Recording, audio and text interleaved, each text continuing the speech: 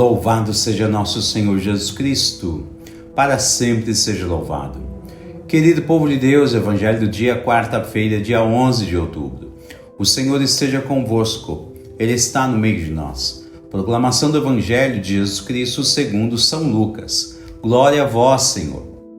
Um dia, Jesus estava rezando num certo lugar.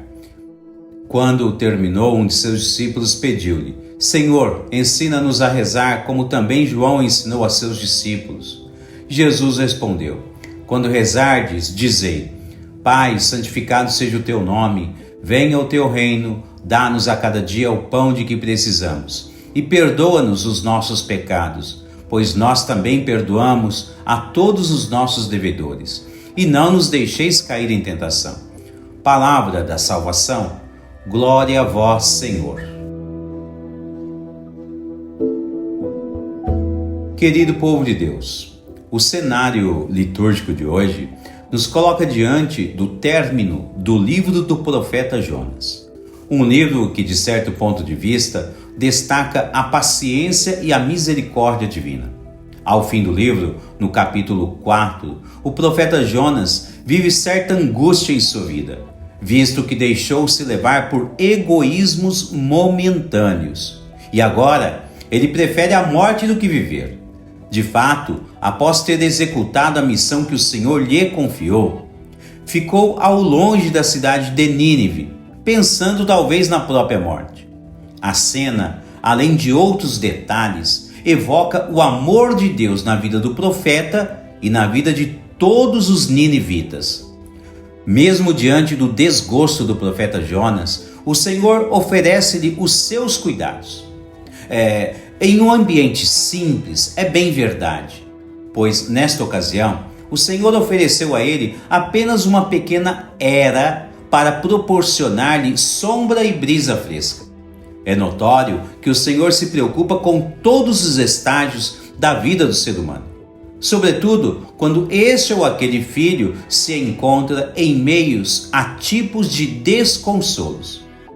São Paulo escreve aos Coríntios e diz assim: que Deus nos consola em todas as nossas aflições.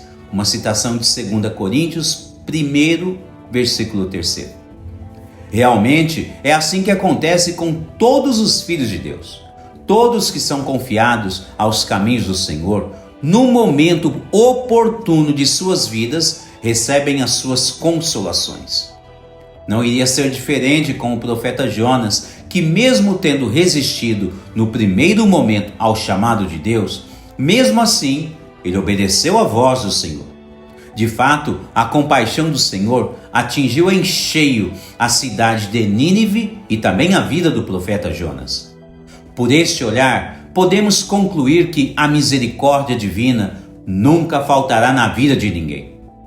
Neste cenário, notem que mesmo com suas angústias, Jonas está rezando ao Senhor, que, como bem já disse, ouviu a oração do profeta naquela ocasião. Certamente que a oração é um meio eficaz que une os filhos ao Pai que está no céu.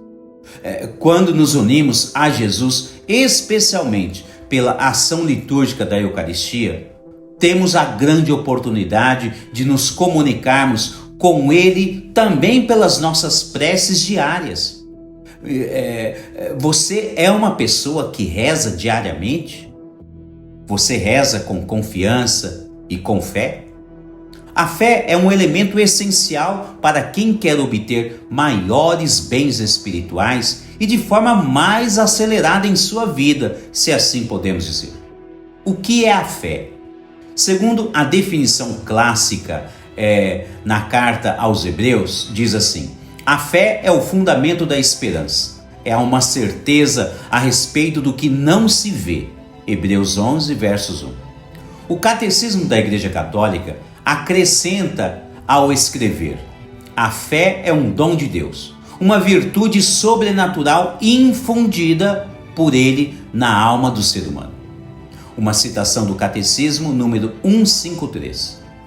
Por esta ótica sobrenatural, notamos a urgência de aprender a rezar dentro de um ambiente de fé, e não de qualquer forma.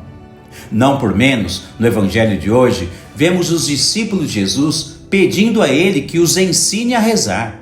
Ou seja, Jesus é o mestre da oração, pois ele está intimamente unido ao Pai que está no céu.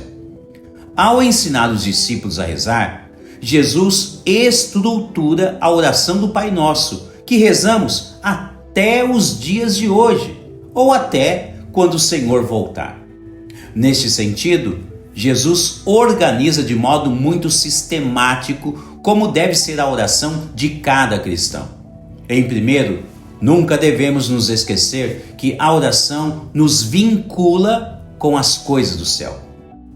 Por isso, ao rezar, devemos ter consciência de que naquela hora devemos nos desligar das coisas terrenas e ficar apenas concentrado com as coisas do céu. Ademais, todo o arcabouço do Pai Nosso nos faz enxergar que devemos pedir somente aquilo que nos convém ou o que é necessário em nossas vidas. Devemos glorificar o nome santíssimo da Trindade, pedir perdão e perdoar o nosso semelhante.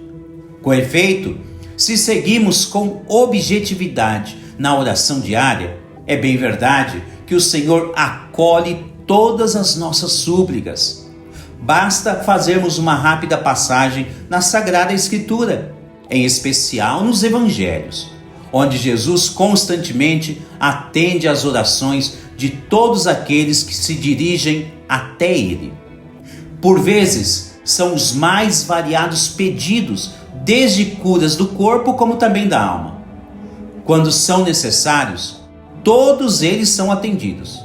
E muitas vezes os evangelistas dizem que muitos foram curados de enfermidades ou mesmo libertos da escravidão do maligno, significando que o maligno não quer que ninguém reze. Portanto, querido povo de Deus, ao rezarmos, devemos ter um tempo separado e próprio para a nossa oração pessoal e diária.